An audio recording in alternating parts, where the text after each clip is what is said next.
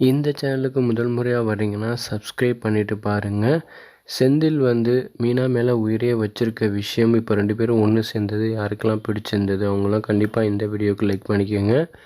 இப்போ அதாவது செந்தில் வந்து மீனா கூட பேசாமல் இருந்தார், ரொம்ப வந்து காயப்படுத்தியிருந்தார். இப்போ எல்லாத்துக்கும் இப்போ செந்தில் வந்து மீனா மேலே உண்மையான பாசம் வச்சுருக்காரு அப்படின்னு மீனாக்கு தெரிஞ்சிச்சு. இதை நினச்சி 2 பேரும் வந்து சூப்பராக இப்போ எல்லா விஷயத்தையும் சொல்லி ஷேர் பண்ணி இப்போ அவங்க 2 பேரும் ஒன்று சேர்ந்துட்டாங்க. ஆனால் வந்து இப்போ ராஜிக்கும் கதிருக்கும் பிரச்சனை வந்து தொடர்ந்துக்கிட்டே இருக்குது. ஏன்னு கேட்டிங்கன்னா, அதாவது வீணாக போய் இப்போ வந்து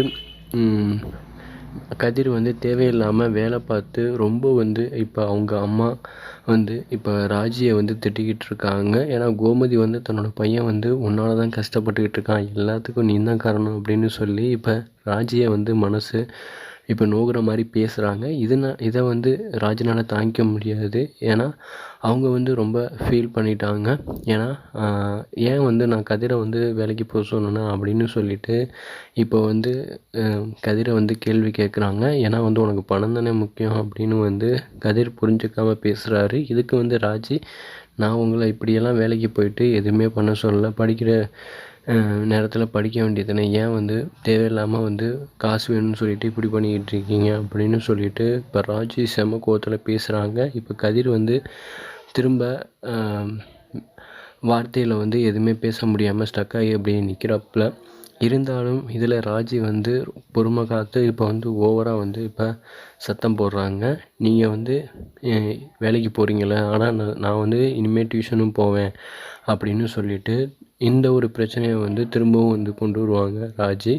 ஏன்னா படிச்சுக்கிட்டும் நான் வந்து டியூஷன் எடுக்கிறேன், நீங்கள் வந்து மட்டும் வேலை பார்க்கலாம், நான் பார்த்தா மட்டும் குத்தமா, அதாவது நீங்கள் வந்து பண்ணுறதுக்கு என்னைய வந்து உங்கள் அம்மா பேசுகிறாங்க அப்படின்னு சொல்லிட்டு இதில் ராஜி வந்து செமையாக கதையில் பேசுகிறாங்க. அதுவும் வந்து தன்னோட மாமனாருக்கு 3 மருமகளும் சேர்ந்து கிஃப்டெல்லாம் கொடுத்து அசத போகிறாங்க. அந்த பிறந்தநாள் விழாவில் மிகப்பெரிய பிரச்சனை வந்து உருவெடுக்கும் ராஜிக்குள்ளேயும் கதிர்க்குள்ளேயும்.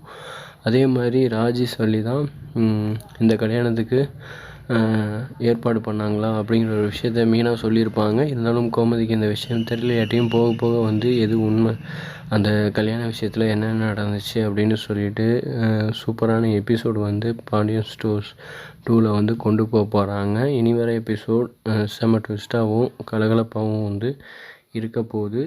அது என்ன நடக்க போகுதுன்னு வெயிட் பண்ணி பார்க்கலாம்.